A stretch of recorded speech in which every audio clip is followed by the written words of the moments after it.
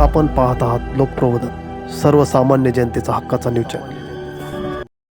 नंदुरबार येथे आदिवासी तरुणांवर प्राणघातक हल्ला, आरोपींच्या तात्काळ अटकेची मागणी।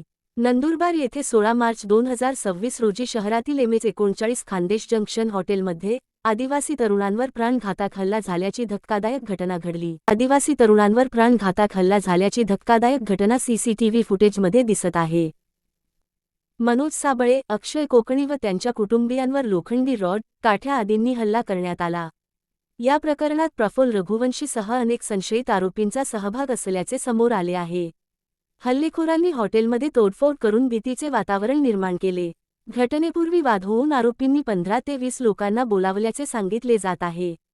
पीडितांवर जातीवाचक वक्तव्य करत हल्ला केल्याचा आरोपही करण्यात आला।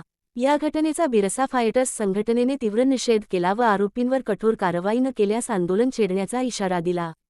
लोकप्रबोधन मराठी न्यूज नेटवर्क महाराष्ट्र प्रतिनिधी सुशील कुमार पावरा।